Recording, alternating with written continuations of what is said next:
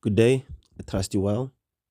Have you ever caught yourself scrolling through Amazon, Take a Lot, or Sheen? Not because you needed anything, but simply because you were bored. You tell yourself, it's just the look. I'm just window shopping. But we both know how that story ends. A few clicks later, your dopamine is high, your wallet is low, and 2 days later, that package shows up, and the excitement is gone. Today, I want to flip that whole script. I'm introducing a challenge that's not just about saving money, it's about rewriting how you think about ownership, greed, and control. It's called, as the thumbnail says, the Amazon Challenge. So it's a three-part video or three-part series that I made. This is part one, there'll be part two, and then there's going to be part three. And the rule is quite simple.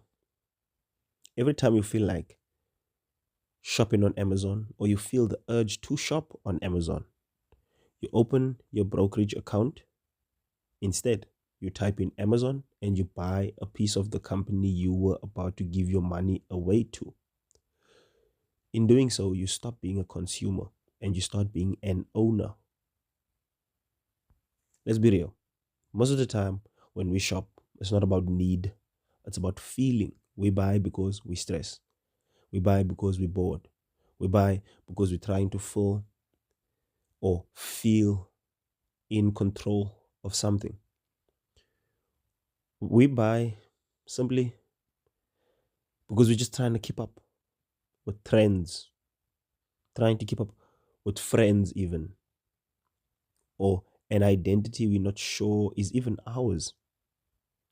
Every swipe, every add to cart, every treat yourself moment is dopamine on demand. And the companies know this. They've built billion-dollar systems to feed our impulses. They study our pattern, our habits, even the time of day we're most likely to buy.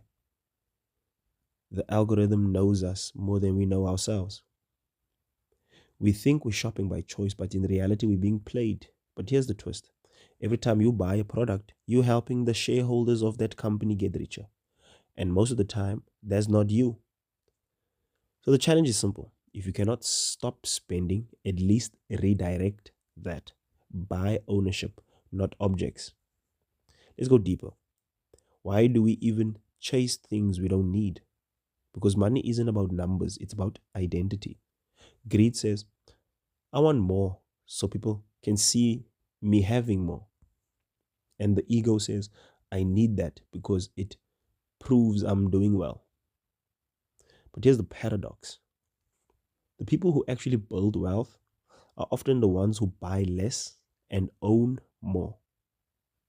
Let me give you a scenario. We have two friends. Let's call them Tabu and Jason. Tabu sees the new iPhone 18 drop, 25,000. That's just an example. He's been working hard. He deserves it.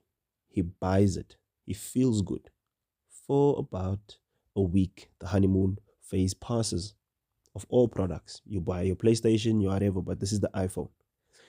Jason, on the other hand, sees the same phone, but instead of buying that 25,000 Rand phone, he buys 25,000 Rand worth of Apple stock.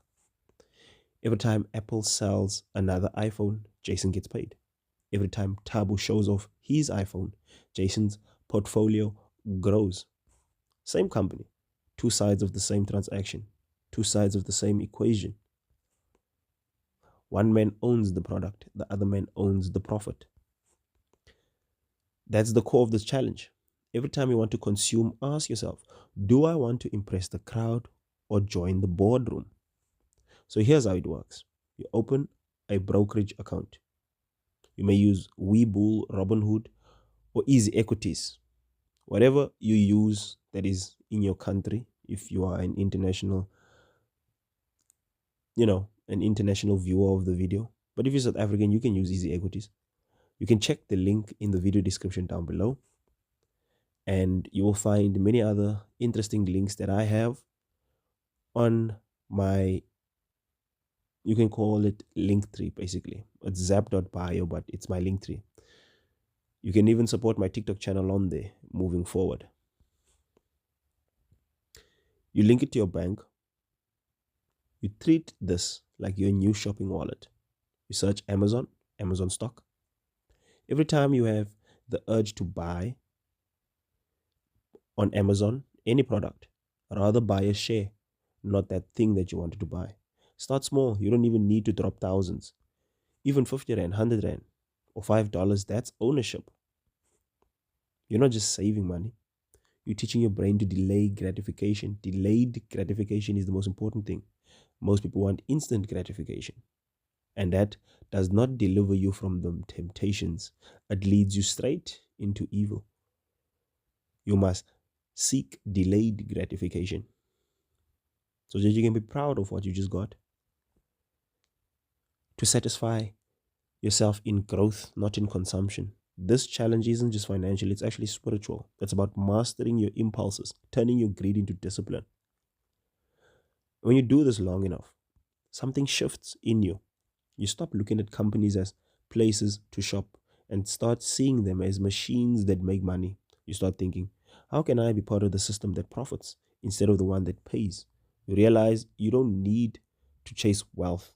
You just need to stop funding someone else's and everybody else's, because every stock you buy is a quiet act of rebellion. It's a declaration that says, I'm done being the product. So here's my challenge to you.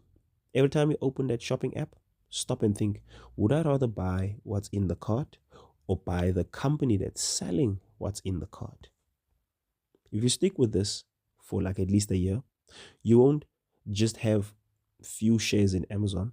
You will have a completely different mindset about money, power, and ownership. And when you scroll through Amazon again, you look at it very differently, not as a customer, but as a shareholder. Because real wealth begins when you stop buying things for approval and start buying assets for freedom. So if you're serious, take this Amazon challenge. Post about it, tag it, share it, comment on the video description if you would like. Let's have a discussion on how we can frame our mind differently when it comes to our relationships with money. Because money is the root of all evil. Hmm? Let's build a generation of owners, not just shoppers, because the world doesn't need more consumers. It needs people who understand money. And maybe that starts with one simple click, not to add to the card, but to add to your future. And so that's it for part one, just introducing you to the Amazon challenge.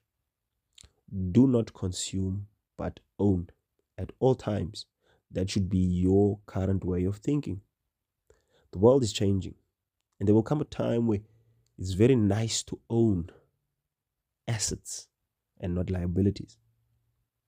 If you've been watching up until now, I will see you on part two. Dango.